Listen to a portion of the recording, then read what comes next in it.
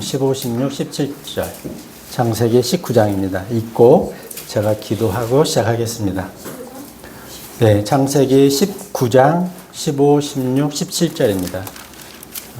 32페이지네요. 졸리니까 같이 읽을까요? 네, 15절부터입니다. 시작. 그리고 아침이 밝자 그때 천사들이 롯을 재촉하며 말하기를 일어나 내가 이 도시의 죄악 속에서 소멸되지 않도록 너의 아내와 여기 있는 너의 두 딸을 데려가라 하였더라. 그러다가 그가 망설이는 사이 그 남자들이 그의 손과 그의 아내의 손과 그의 두 딸의 손을 잡았더라. 주께서 그에게 자비로우셨더라. 그리하여 그들이 그를 데리고 나가서 도시 바깥에 그를 두었더라. 그리고 나서 이러한 일이 있었으니 그 남자들이 그들을 밖으로 데리고 나가자 그가 말하기를 너의 생명을 위하여 피신하라. 너는 뒤돌아보지 말라. 너는 이 온 평야 가운데 머물지 말라. 내가 소멸되지 않도록 산으로 피신하라 하였더라. 하나님 아버지 감사합니다. 오늘 오후 시간에 저희가 롯의 삶을 통하여 우리가 마땅히 이 마지막 때에 어떻게 살아야 하는지 교훈으로 삼고자 합니다. 롯이 자기 주도적인 믿음과 신앙이 부족하였던 것처럼 우리는 이 땅에 이 마지막 때를 살면서 깨어있게 하시고 우리가 주도적으로 우리의 삶과 믿음을 세워갈 수 있도록 인도하여 주시옵소서. 감사드리며 우리 주 예수 그리스도의 이름으로 기도했습니다. 아멘. 원래 제가 이 말씀을 준비할 때는 롯의 가정과 가정의 날이니까 롯의 가정을 통해서 한 가정은 하나님 앞에 세워짐을 받고 한 가정은 어떻게 또 무너져 갔는지 그거를 비교하려고 했는데 너무 양이 많아서 안 되겠더라고요. 그래서 오늘은 롯의 그 삶과 그 가정의 삶을 좀 살펴보고자 합니다. 어쩌면 롯의 얘기는 다음 주에 하도록 오후에 하도록 하겠습니다. 그래서 롯의 이야기를 통해서 우리가 가정을 어떻게 세우고 또 무엇을 중요시하며 살아야 하는지 살펴보고자 합니다. 지금은 다 아시다시피 복음이 무시당하고 말씀이 농담처럼 여겨지는 시대를 우리는 살고 있습니다. 진리가 외면당하고 그리스도의 십자가는 장식이 되고 믿는 자들도 하나님의 경고의 말씀을 농담으로 여기는 이 패역한 시대에 우리 그리스도인들은 어떻게 살아야 할까요? 제가 얼마 전에 우연히 우크라이나 그 젊은이들의 소소한 일상을 좀 영상으로 보게 됐는데요. 우리가 살고 있는 이 땅에 얼마나 비극들이 일어나고 있는지 우리가 잊어버리고 산다는 것이죠. 우리 모두는 그리스도인임에도 불구하고 타인의 아픔에 관심도 그리고 알려고도 하지 않은 채 우리 자신만을 위해서 살아가는 그러한 시대에 우리는 살고 있습니다.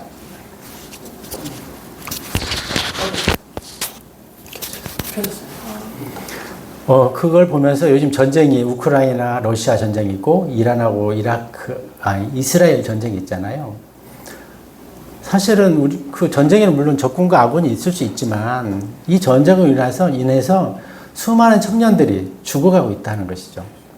그들도 다 하나님의 형상과 모양으로 창조된 청춘인데 그럼에도 불구하고 그들이 아무런 관심도 받지 못하고 이 세대에 죽어가고 있다는 것입니다. 그들의 젊음도 정말 꽃보다 아름다운 청춘이고 또 떠오르는 햇살보다도 더 눈부셔야 함에도 그들은 이유도 모른 채 태어난 게 죄가 되고 존재가 슬픔이 되어 지금 몇 년째 그렇게 죽어가고 있다는 것입니다.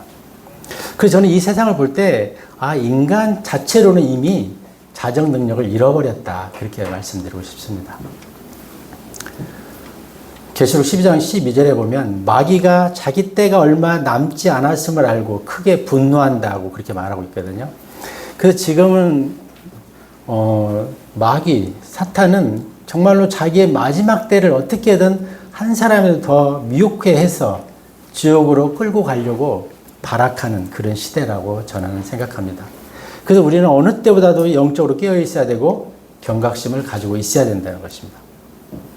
근데 우리 모두는 마치 뭔가에 취해 있어요, 진짜.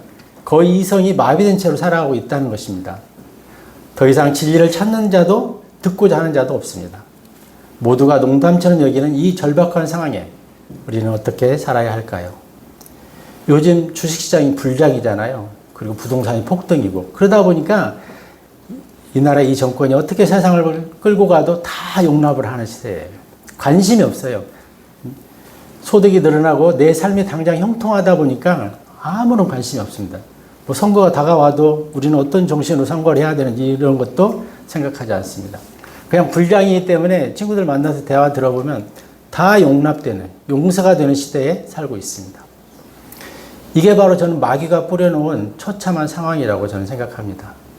저는 그래서 오늘 이 롯의 삶과 그의 인생을 통해서 우리가 무엇을 교훈으로 삼고 배워야 되는지 살펴보고자 합니다.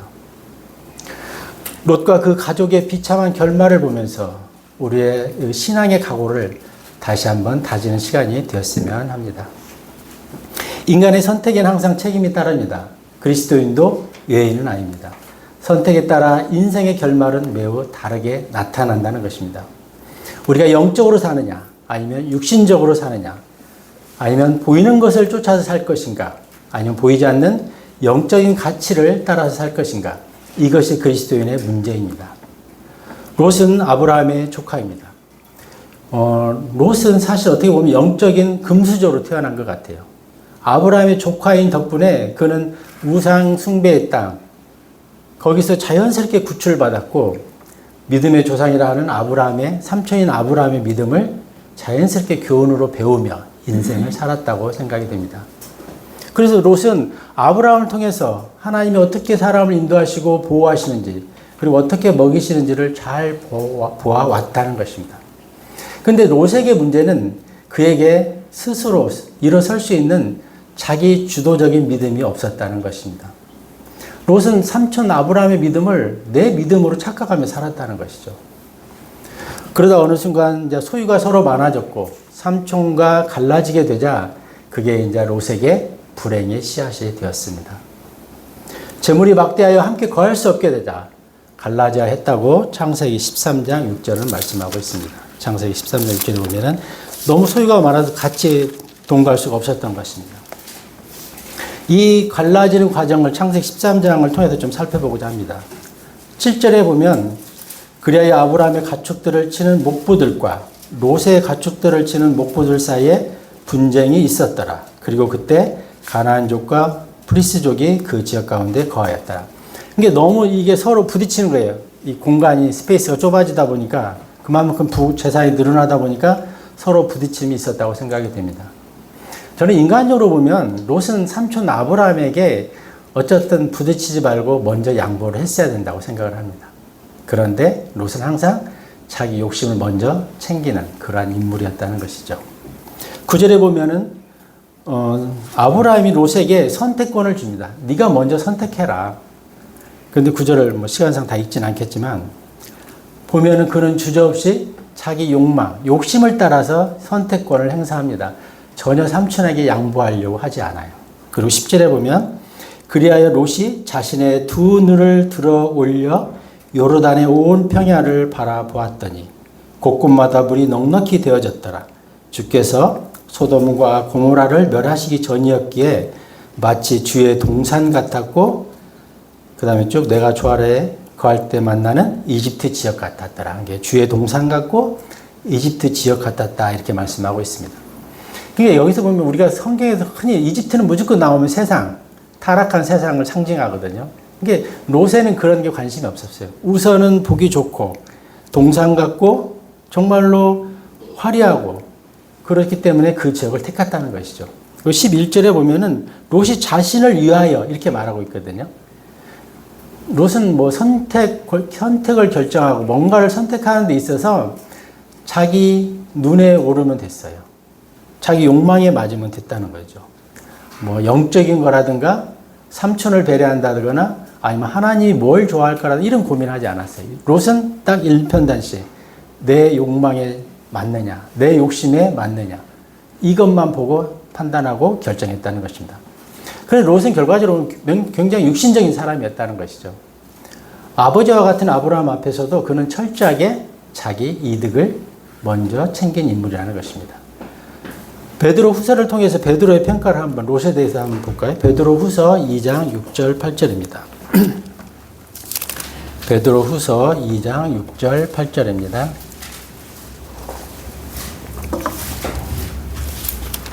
제가 한번 천천히 읽어볼게요. 따라보세요.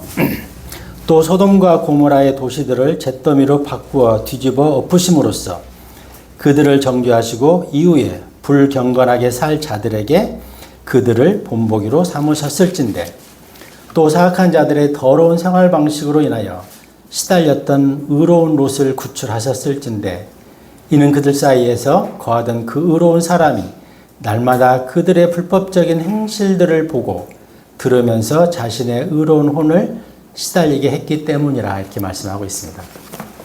만약에 베드로 후서에서 이 베드로의 그 롯에 대한 평가가 없으면 우리는 롯이 구원 과연 받았을까? 과연 롯이 구원받은 사람으로서 이 땅을 살았을까? 그런 조금 약간 혼란스러운 헷갈림이 좀 있었을 것 같아요. 근데 여기 보면 분명하게 의로운 롯이라고 얘기하고 있거든요. 그래서 롯은 구원받은 사람이 분명해요. 다만 그의 삶 속에서 하나님의 의가 나타나지 않았고 오로지 자기 욕심과 욕망을 따라서 결정하고 선택하고 그렇게 살았다는 것입니다. 그래서 저는 이 베드로를 통해서 베드로가 베드로후서 2장 다시 한번 보면은요 뭐라고 하는 거니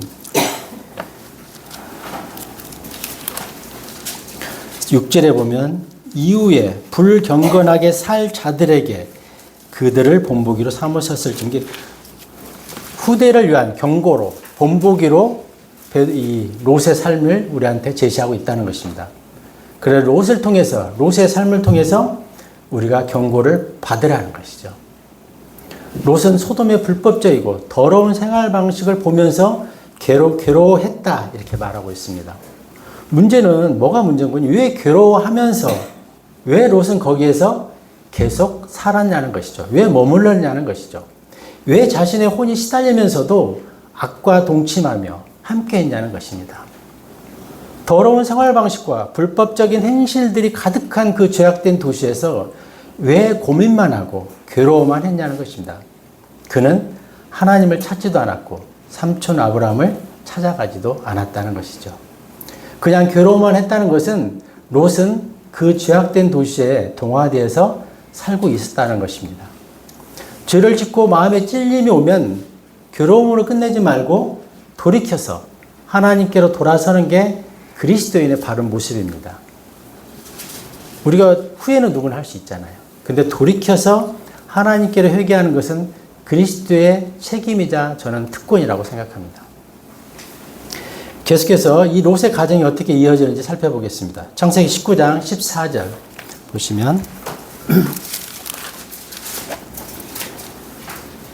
이에 롯이 나가서 그의 딸들과 결혼한 그의 사이들에게 전하여 말하기를 너희는 일어나 이 장소에서 나가라. 이는 주께서 이 도시를 멸하실 것이기 때문이라 하였더라. 그러나 그의 사이들에게는 그가 놀리는 자처럼 보였더라.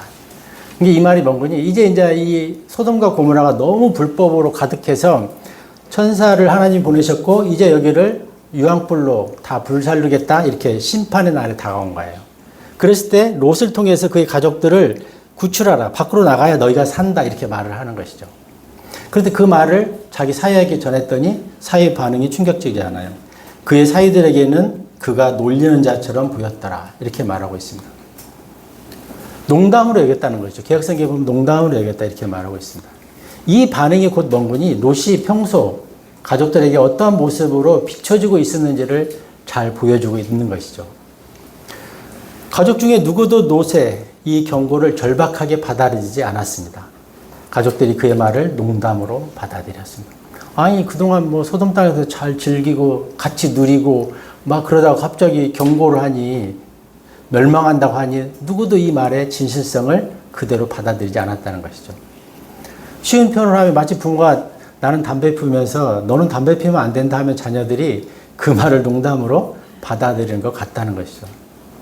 롯은 지금까지 베드로가 후하게 평가를 해서 그의 혼이 괴로워했다고 하지만 그는 사실 즐기고 누리며 살았어요. 그런데 갑자기 심판이 임했다고 하니 아무도 믿지 않고 농담으로 여긴 것입니다. 평소에 부모가 어떤 선택을 하고 자녀들에게 어떤 환경을 만들어 주어야 하는지에 대한 경고라고 저는 생각합니다. 우리는 마지막 때라는 말을 습관처럼 사용하는 시대에 살고 있습니다. 그리고 그래서 마지막 때라는 말이 굉장히 익숙해요. 그런데 정작 마지막 때의 징조들이 보여도 우리는 감각이 둔하다는 거죠. 요즘 세상은 이렇게 흘러가고 있는데 뭐 이렇게 생각하기 쉽다는 거죠. 우리는 의식이 깨어 있어야 돼요. 그래서 생활 속에 나타나는 현상들을 통해서 정말로 마지막 때가 문 앞에 이르렀다는 것을 우리는 알아야 될 것 같습니다. 우리는 세상 돌아가는 모습을 보면서 정말로 마지막을 살고 있다는 것을 우리는 알 수 있어야 된다는 것입니다. 서두에 말씀드렸지만 우리는 사람들의 마음이 무감각의 극치를 보여주고 있는 시대에 우리는 살고 있습니다. 한쪽에서는 전쟁이 일어나고 수많은 젊은이들이 죽어가는데 아마도 다음 달에는 또 월드컵이 열릴 것입니다. 그래서 다시 한번 이 지구촌은 축제의 분위기에 휩싸일 것입니다. 이게 남의 불행, 남의 죽음과 그거하고 나와 아무런 상관이 없다는 것이죠. 내가 소득만 창출하고 있고 내가 즐거우면 그걸로 끝인 세상, 그런 세상을 우리는 살고 있습니다. 그래서 이 세상은 이미 인간 자체만으로는 어떤 자정 능력도 소망도 이미 다 사라진 시대에 우리는 살고 있다는 것입니다. 아브라함과 롯의 삶의 비유를 통해서 조금 더 깊이 알아보겠습니다. 첫 번째는 인생의 판단과 결정의 기준이 무엇이냐는 것입니다. 창세기 13장 10절을 한번 보시겠습니다.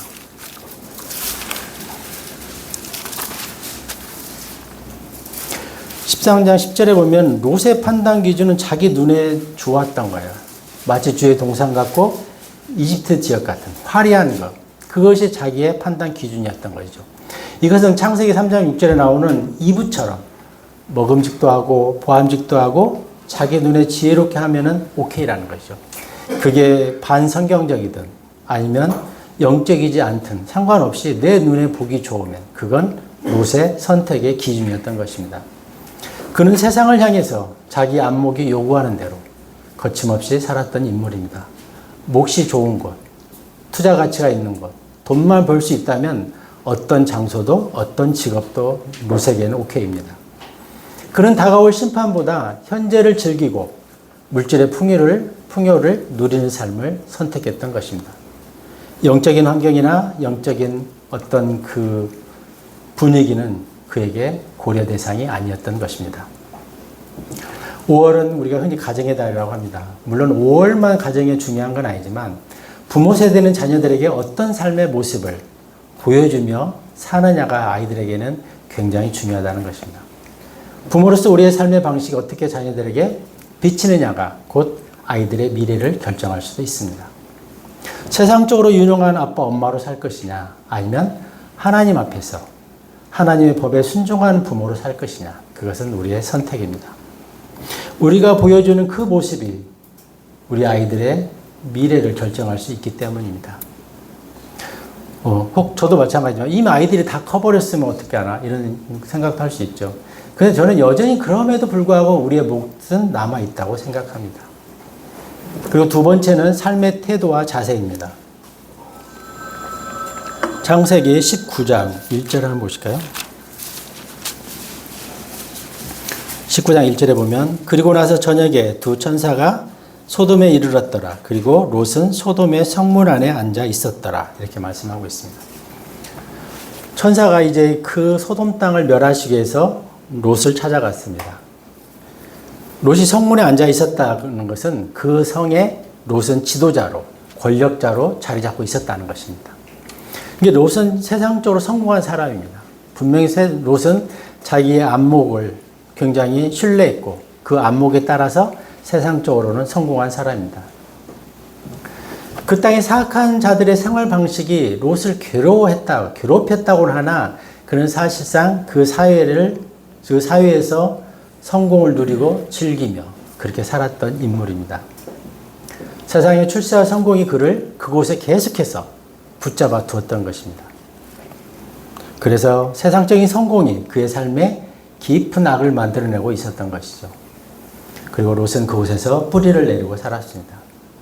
반면에 아브라함의 삶은 어떨까요? 18장 1절 한번 앞장으로 넘겨서 1절을 보시면은 창세기 18장 1절 그런 다음에 주께서는 마므레의 평야 가운데서 그에게 나타나셨더라.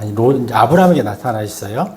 그리고 그는 한낮에 더위 속에서 천막문에 앉아 있었더라. 이렇게 말씀하고 있습니다. 아브라함은 천막문에 앉아 있어요. 롯은 성문에 앉아 있었거든요.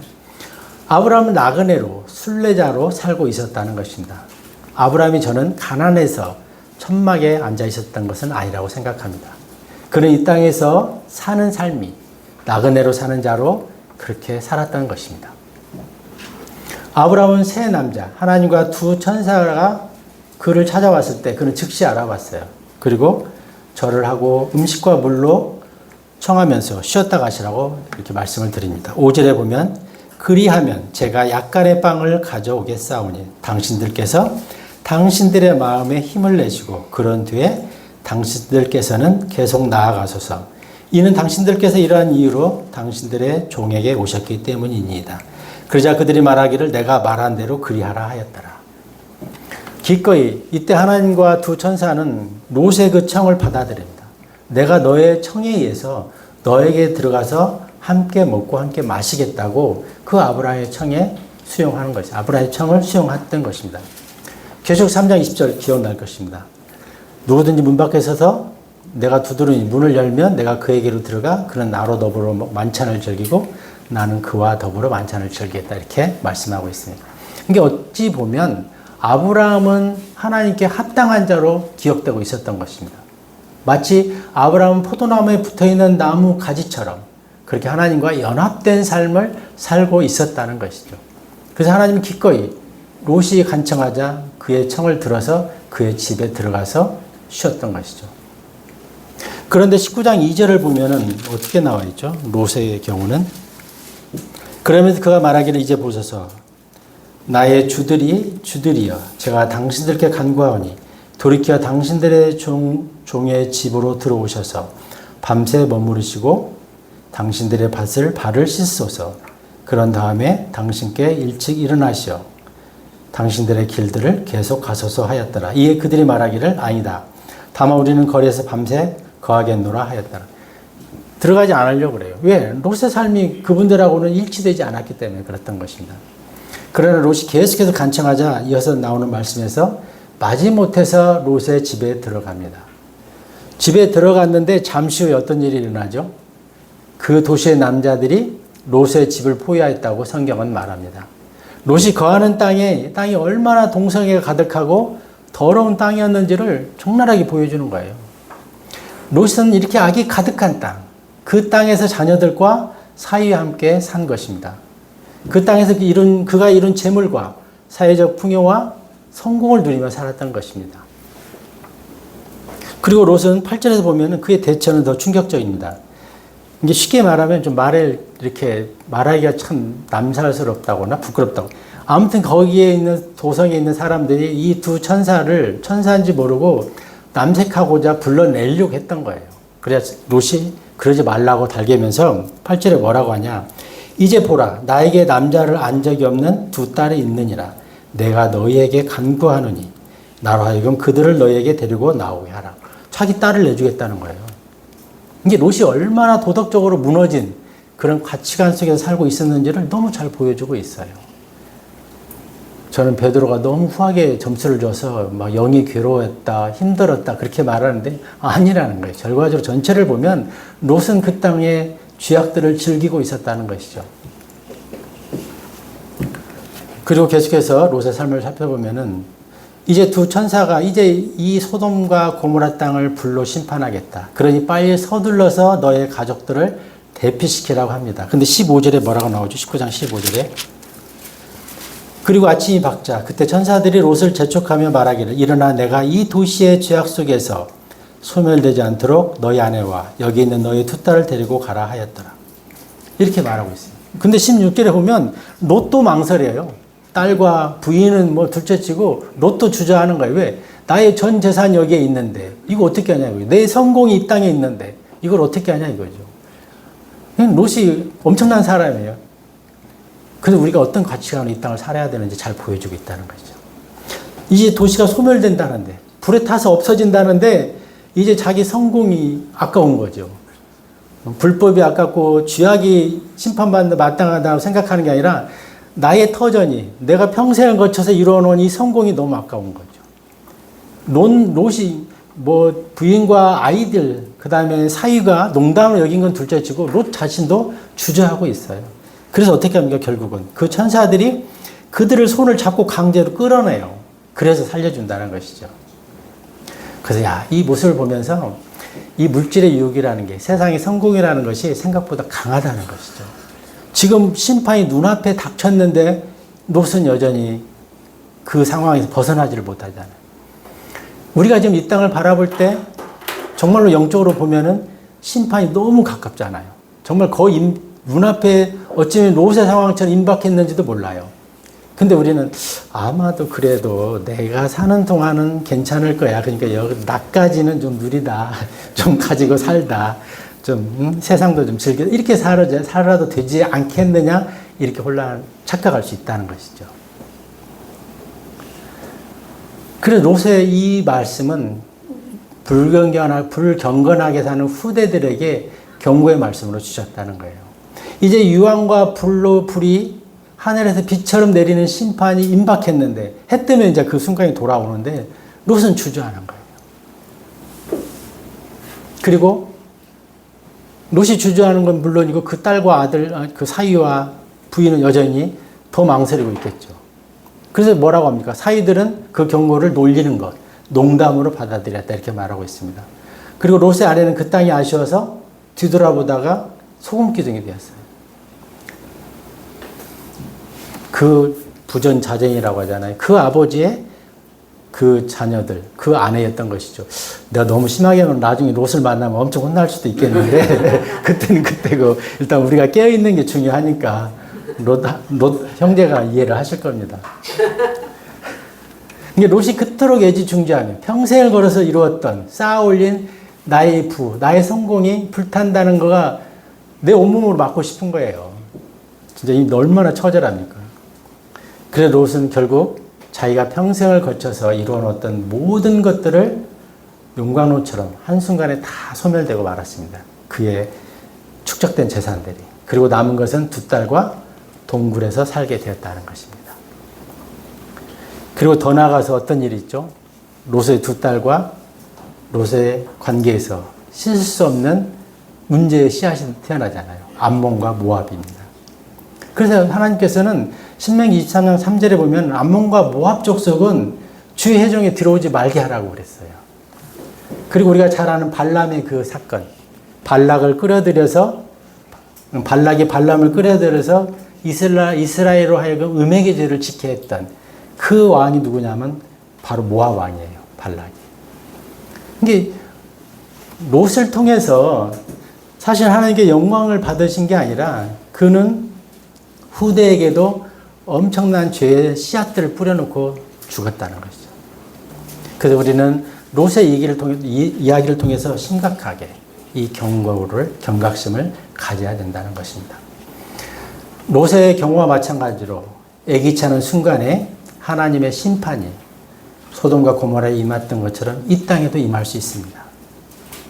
머지않아 이 땅에 쌓은 모든 세상적인 그런 그 성공의 탑은 한순간에 불타 사라질 날이 온다는 것입니다. 오늘 사는 우리는 무거운 마음으로 롯의 이야기를 경고로 삼아야 합니다. 아브라함은 소유의 많고 적음을 떠나서 늘 나그네로 살았다는 것입니다. 그런데 롯은 잠시의 세상의 욕망을 채우다가 씻을 수 없는 부끄러운 인생을 살다가 죽게 되었다는 것이죠. 롯의 이 삶을 보면 우리가 고린도전서 3장에 그 부끄러운 구원이라고 하는 자기 삶이 다 불타버렸던 그 삶을 생각나게 합니다. 한번 제가 읽어보겠습니다. 고린도전서 13장 13절부터 16절까지. 아니 3장 13절 16절이죠. 고린도전서. 모든 사람의 일이 저마다 명백하게 드러나게 되리라. 이는 그날이 그것을 분명하게 밝힐 것이기 때문이요. 이게 모든 우리의 삶이 명백하게 드러나는 때가 온다는 것이죠. 그것이 불에 의하여 드러나게 될 것이기 때문이라. 그런즉 그 불이 모든 사람의 일을 각각 그것이 어떤 종류인지 검사하리라. 불로 우리의 삶을 검사하는 때가 온다는 것이죠. 14절에 만일 어떤 사람이 그 기초 위에 건축한 일이 건재하다면 그는 보상을 받으리라. 15절 만일 어떤 사람의 일이 불타게 되면 그는 손실을 겪게 되리라. 그러나 자기 자신은 구원을 받으리라. 그럼에도 마치 불에 가하여 받은 것 같으리라. 롯의 삶이 적나라하게 이 삶을 보여줍니다. 정말 하나님께 감사하지 않을 수 없는 거는요. 그럼에도 불구하고 롯을 그 땅에서 강제로 손을 잡아서 끌어내서 살려줬다는 거예요. 그게 하나님의 은혜라는 것이죠. 정말 그러면서 제가 느낀 게 다시 한번 그 구원의 영원성, 확신, 보장 이거를 하나님께서는 롯을 통해서 다시 한번 우리로 알게 하는구나 이 생각이 들었어요. 로마서 8장 38절에 39절에 세상에 어떤 것도 하나님 사랑해서 우리를 끊어낼 수 없다고 그랬잖아요. 하나님께서는 자기 자녀에 대해서 끝까지 책임지시고 있구나 이걸 알게 됐다는 것입니다. 그래서 머지않아 이 땅의 모든 것들이 다 불타서 없어지고 사라질 것이라는 것입니다. 그래서 베드로서 3장에는 분명하게 이 땅은 불타기 위해서 예비되어 있다고 말씀하고 있습니다. 그래서 우리는 정함이 없는 것, 물질의 마음을 두지 말아야 합니다. 디모데전서 6장 17절에도 보면은 이 세상에서 부유한 자들에게 명하여 그들로 하여금 높아지려는 생각을 품지 말고 불확실한 재물들을 신뢰하지도 말며 다만 살아계신 하나님을 신뢰하게 하라. 그분은 우리에게 모든 것들을 부유하게 주시어 향유하게 하시는 분이시라. 이렇게 말씀하고 있습니다. 그게 높아지는 생각을 품지 말라는 거죠. 그리고 재물은 불확실하기 때문에 신뢰하지 말라는 거죠. 다만 살아계신 하나님을 신뢰하라는 거죠. 그분을 신뢰할 때 오히려 우리를 부유하게 하고 향유하게 하시는 분이라는 것입니다. 그래서 하나님 백성 오전에도 말씀드렸지만 하늘의 법, 생명의 법, 영적인 법을 따라서 우리는 사는 사람들입니다. 세상이 아니라 우리는 하나님 안에서 거하는 자들이라는 것입니다. 요한일서 2장 17절에도 그런즉 세상과 세상의 정욕이 사라져 버리느니라. 우리가 이 땅에서 우리의 육신의 정욕을 따라 살면 곧 사라져 버린다는 것이죠. 다만 하나님의 뜻을 행하는 자는 영원토록 거한다. 이렇게 말씀하고 있습니다. 우리가 세상의 욕망을 따라 살 것인가, 하나님의 뜻을 따라 살 것인가는 우리의 선택이라는 것이죠. 그리고 그 선택의 결과와 책임은 오로지 나 자신이 지는 것입니다. 마귀가 건설한 세상은 곧 사라집니다. 오직 하나님만, 진리의 말씀만 영원하다는 것이죠. 다 아시잖아요. 이 세상은 마귀가 건설한 도시예요. 이 세상은 하나님과는 상관없어요. 창세기 4장 이후에 하나님을 떠났던 사람들이 만들기 시작해서 이루어진 게 이 세상이라는 거죠. 그리고 이 세상의 통치자도 마귀잖아요. 그래서 이 세상은 반드시 불타서 사라질 것이라는 것입니다. 그래서 우리는 롯을 얘기를 통해서 그래도 감사한 것은 하나님께서 롯을 건져주셨다는 거죠. 구원을 결코 잃어버리지 않는다는 거죠. 우리가 한번 구원받으면 그 구원은 영원한 안전보장 가운데 있다는 것이죠. 이게 참 감사하더라고요. 하나님의 자녀에게는 주님의 말씀이 곧 영이요 생명이라고 했습니다. 우리가 영적으로 살고자 하고 생명을 가지고 살고자 하면은 말씀에 의해서 우리가 살 때 가능하다는 것이죠. 제가 오전에도 말씀드렸지만 계속 우리의 육신, 우리의 죽을 몸, 사망의 몸은 십자가에 못 박혀 있어야 된다는 것이죠. 우리가 진리 안에 거할 때 자유할 수 있듯이 내 안을 진리로 채워갈 때 우리는 세상에서 자유한 자로 살 수 있습니다. 진리의 말씀으로 오신 분이 바로 하나님이시며 예수님이시기 때문입니다. 말씀을 정리하겠습니다. 롯이 왜 이렇게 부끄러운 삶을 살았는지 그 이유를 좀 생각해 보면서 마치겠습니다. 롯은 첫 번째는 자기 주도적인 믿음을 가지지 못했다는 것입니다. 늘 수동적으로 따라다니는 믿음을 마치 자기 믿음인 양 착각하면서 살았다는 것이죠. 그리고 롯은 영적인 삶에 대한 도전이 없었어요. 늘 육신적인 그리스도인으로 눈에 보기에 좋은 대로 세상 것들을 따라 살았다는 것입니다. 물론 롯이 어린아이일 때는 삼촌의 믿음을 따라 살 수 있었지만 그가 성인이 되고 가장이 돼서는 그게 안 된다는 것이죠. 그래서 롯은 하나님과 대면하는 삶, 하나님과 씨름하는 영적인 삶을 살지 못했다는 것입니다. 그리고 롯은 믿음보다도 물질을 우선시하며 살았다는 것이죠. 롯은 계속해서 제가 말씀드리지만 선택 기준이 오직 물질이었어요. 내가 어떻게 하면 주님과 동행할 것인가, 어떻게 하면 주님 안에 내가 살 것인가, 이런 처절한 치열한 영적인 싸움이 없었다는 것이죠. 그냥 눈에 좋은 대로 세상의 부를 쫓아서 그렇게 살아갔던 인물입니다. 그래서 롯의 삶의 결국은 롯뿐만 아니라 그의 가족 모두를 파국으로 몰고 갔던 그러한 사람이라는 것입니다. 롯은 어떻게 보면 세상적으로 잘 살아보려고 무던히 애썼던 사람이죠. 그러나 결국은 모든 것을 잃어버린 사람입니다. 성도의 구원은 끝이 아니라 영적인 삶의 시작입니다. 내 안의 자아를 십자가에 못 박고 사는 삶이 우리가 영적으로 깨어있는 삶이 되어야 한다는 것이죠. 우리가 영으로서 몸의 행실을 죽일 때 우리는 육신적인 그리스도인이 아니라 영적인 그리스도인으로 살아갈 수 있습니다. 그리고 우리가 성도가 가진 삶의 전쟁은 밖에 있지 않다는 것이죠. 우리 자신 안에 있다는 것입니다. 육신의 생각을 따라 살 것이냐 아니면 영적인 새 생명으로 살 것이냐, 이건 내 자신의 선택사항이에요. 밖에 있지 않다는 거죠. 그래서 우리가 늘 깨어서 나의 의지를 통해서 내 육신을 십자가에 못 박고 하늘의 법을 따라 살면 우리는 영적으로 사는 삶을 살 수 있습니다. 이제 그 선택의 복이 우리한테 주어져 있는 것이죠. 5월 가정의 달을 맞이해서 이 롯의 삶이 우리에게 분명한 경고와 교훈의 메시지가 되었으면 합니다. 기도하고 마치겠습니다. 하나님 아버지,